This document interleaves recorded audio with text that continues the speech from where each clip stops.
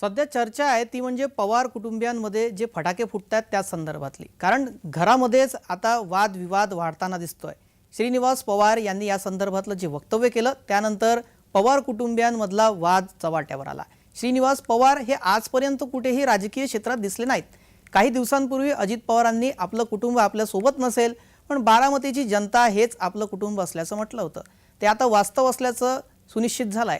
कारण श्रीनिवास पवार काटेवाडीमध्ये जे काही बोलले, घरातीलच माणसं एकमेकांविरोधात उभं करण्याची ही जुनीच पद्धत आहे।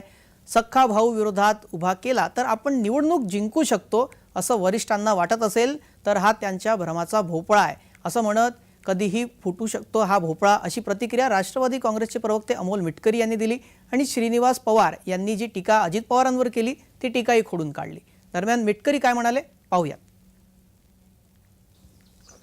श्रीनिवास बापू पवार हे काल परवाच राजकारणात आलेत।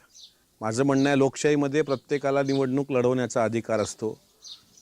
त्यांना जर बारामती विधानसभेमध्ये पुत्रमोह आला असेल की त्यांचे पुत्र युगेंद्र पवार यांना उभं करावं आणि पवार साहेबांच्या आणखी जवळ जावं इतकंच काय, तर त्यांनी जर सेटिंगच चालवली असेल आणि अशा प्रकारचे वक्तव्य की अगदी ठीक आहे तुम्ही जरी भाऊ असणार, आज तुम्ही म्हणताय की आम्ही त्यांच्या कोणी सोबत नाही, हे श्रीनिवास बापू पवारांचं अत्यंत चुकीचं आणि वैफल्यग्रस्त विधान आहे। वैफल्यावस्थेतून त्यांनी हे विधान केलं आहे। त्यांच्या या विधानाला त्यांच्या आणखी कुटुंबियात मला वाटतं शर्मिला वहिनी बोलल्या, ही जी काही लोकं आता बोलत आहेत, काय दिवसांपूर्वी राजेंद्र पवार साहेब बोलले, यांच्या विधानाला बारामती लोकसभेतली जनता कवळी मात्र किंमत देत नाही।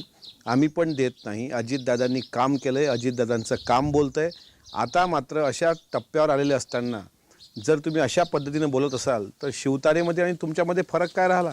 अरे आम्ही रक्ताची जरी नसलो तरी दादांच्या विचाराची माणसं आहोत। दादांनी आमच्यासारख्याची कुटुंब घडवलेली आहेत, बसवलेली आहेत। आम्हाला कोण विचारत होतं? ते अशा देव माणसाबद्दल जर तुम्ही बोलत असाल तर तुम्हाला बारामतीतली लोक सोडणार नाहीत।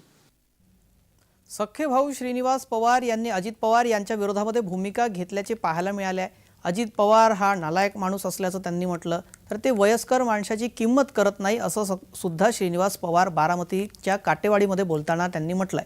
पाहूयात नेमकं त्यांनी काय म्हटलं।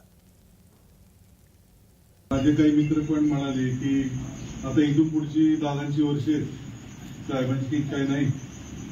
तो विचारच मला अतिशय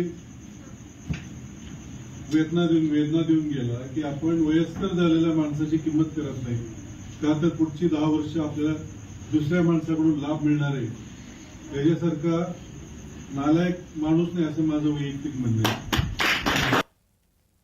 श्रीनिवास पवार यांनी सख्खा भाऊ अजित पवार यांच्यावर टीका केली, सोबतच त्यांनी संघावर सुद्धा ताशेरे ओढले। संघाने पवार कुटुंब फोडलं आणि असं म्हणत पवारांकडून भावनिक राजकारण केलं गेलं असं सुद्धा त्यांनी म्हटलंय। पाहूयात काय म्हणाले। वर्ष तुम्हाला समजलं नाही का ही सगळी चालपणाची, जसं त्यांनी सांगितलं की ही बीजेपीची चाल आहे, ही वस्तुस्थिती आहे।